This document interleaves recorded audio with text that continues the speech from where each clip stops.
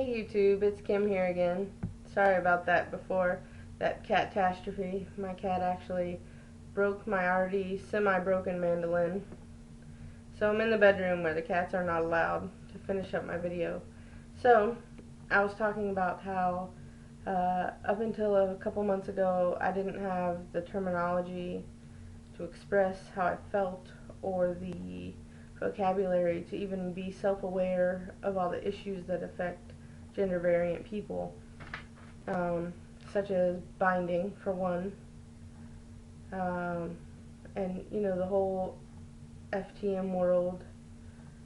I've been watching tons of FTM transition videos on YouTube and genderqueer videos, and I mean it's just wonderful, the community that's there, because had it not been for that I would still feel so alone. Like, I can't just go to Publix and be like, hey, what's up? Oh, are you questioning your gender? Let's hang out. No, it doesn't work like that. But so I got my binder a couple months ago, and literally it was the best thing that's ever happened to me besides my wife. And if you paid me, I wouldn't go a day without it. At gunpoint, I wouldn't go a day without it. Like, it has changed how I feel about myself, how I wear, different clothes, nicer looking clothes now, because I guess I actually like to look at my appearance more. I got an Underworks binder. I think it's I don't know, it's like the long tank. It's the extreme compression, double compression. Anyway, I like it. I think I should have gotten a size smaller, or maybe opted for the tri-top.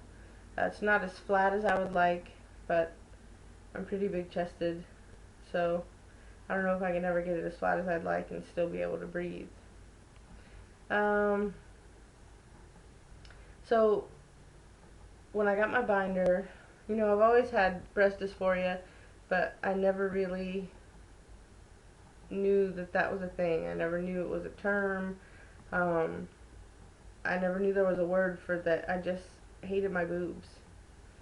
I mean, I don't feel like they're tumors or that, it's an alien on my chest or anything, but I really hate looking down sometimes, most of the time, at them. And I put on the binder and something clicked in my head, and all of a sudden something changed for me, and I didn't ever want to go back to not wearing it. And I was, some days my chest dysphoria is worse than others, and I was trying to explain to my wife something that even I still don't understand,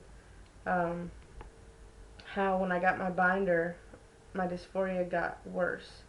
I guess because before I never knew I really had a choice as to how I could look, and now that I have one, it's like sometimes when I take it off, I just want to go to bed because I'm so self-conscious of, having my chest exposed. And other days I'm fine. I can, walk around in my pajamas and no binder and feel alright. I mean, I'm still always a little self-conscious, but some days are definitely worse than others. And my wife is trying really hard to understand everything I'm going through, and she's so supportive and wonderful, and she's just my heart. And I thought maybe I could ask you guys out there, how I could explain to her why for 4 years, she could see my breasts, but now she feels like, because of my dysphoria, that I hide them, or even when I take my bra off, like I'm just so, bra, binder. Sorry, that was my phone distracting me. Even when I take my binder off, how it makes me feel.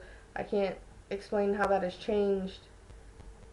It was, one way for 4 years, and now that I got my binder, it's like I don't want her to even acknowledge them.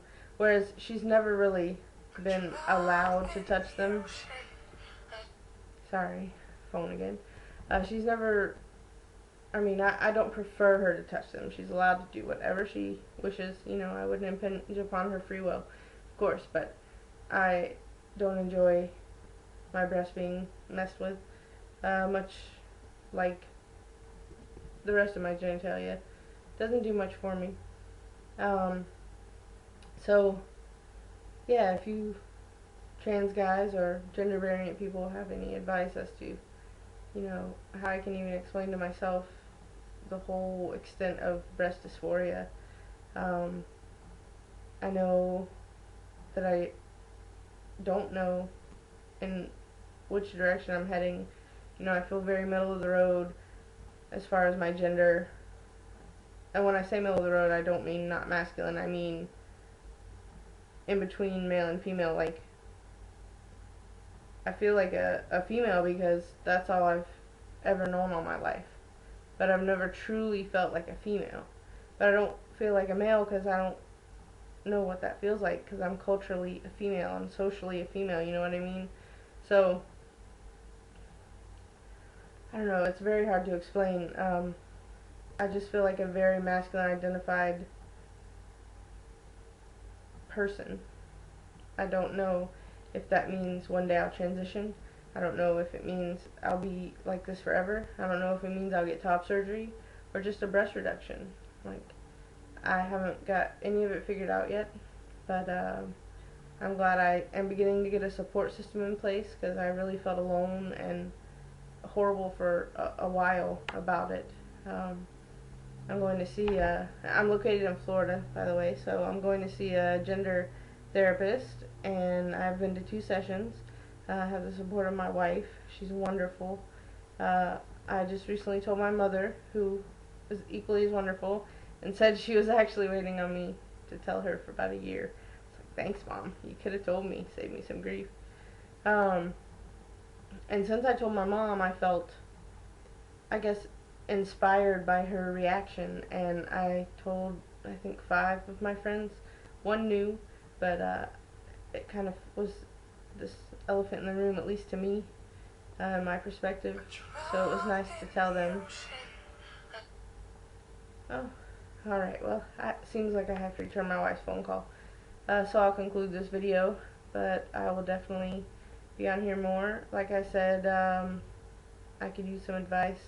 If you have any comments, questions, I welcome that as well. Please feel free to subscribe to my channel, Quinn Within, and I'll see you guys next time.